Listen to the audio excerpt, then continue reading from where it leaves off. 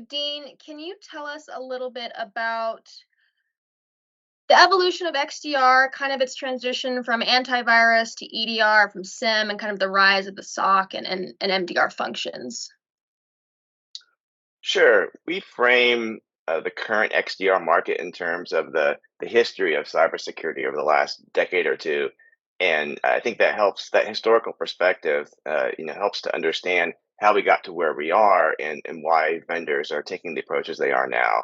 To go back 20 years or so or longer, and cybersecurity or IT security was focused mostly on the endpoint because that's where attacks happen. That's Mm-hmm. important now. Now it's important then, and the approaches that vendors took were to install agents on the endpoint and detect signatures of attack that threat researchers or investigators had discovered. And so it's very reactive, but it was effective. If a virus or worm was propagating, a signature on the endpoint um, could be detected. However, that was very brittle and sort of the simplest approach you could do because it didn't allow you to detect new attacks before they were analyzed, and it didn't allow organizations to get a holistic view of all the endpoints and devices in their network. So over time, the EDR market, endpoint detection and response, came out first with Carbon Black, Cylance, and others, and that allowed the detection of new types of attacks that were similar but not identical to prior attacks, and more importantly for organizations, a view across their entire endpoint or device ecosystem. They could determine if things were starting to happen on just one endpoint or multiple endpoints. And Mm-hmm. vendors could also correlate across all their customers, and that allowed defense to sort of grow really quickly. One problem with the EDR market is that it was just focused on the devices, and so it was defenders often found they didn't have all the artifacts they would need to triage and respond to an attack effectively.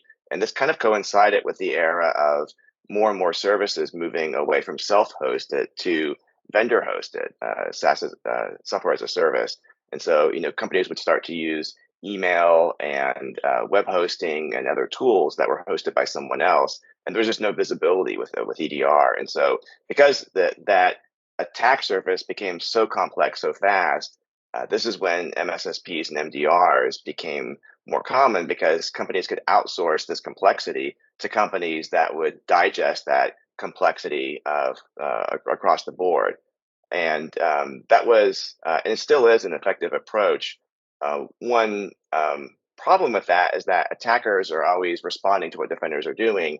And over time, attackers figured out how to evade the types of pretty canned approaches that the service Mm-hmm. companies were using, and it led to much more complex attacks. And over time, the IT infrastructure has broadened even further. Most organizations of any size will have a dozen or more software service providers. Large companies might have hundreds.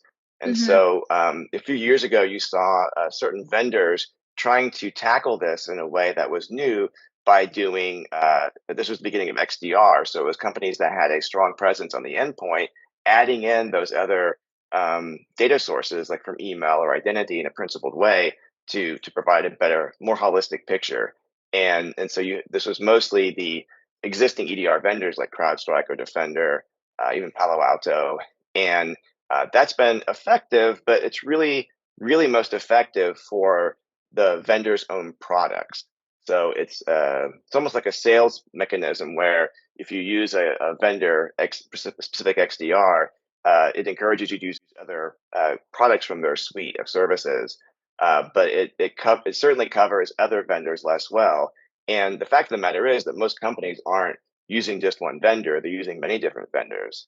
And so, where we believe XDR will evolve to is a more open type of XDR platform that is not based on a specific vendor's endpoint detection or firewall, but meets customers where they are and takes in Mm-hmm. the data that they're generating and provides that sort of a whole attack surface coverage in a more uh, native and usable way. Yeah, that's a really important feature. Sorry, Hayden. The meeting the customers where they are with their existing security program or infrastructure, I think is essential because then it's not so much of a hurdle to actually begin implementing a robust program. It's kind of like, hey, we're coming in, meeting you where you are. and we're helping you advance from that point on. So that makes a lot of sense.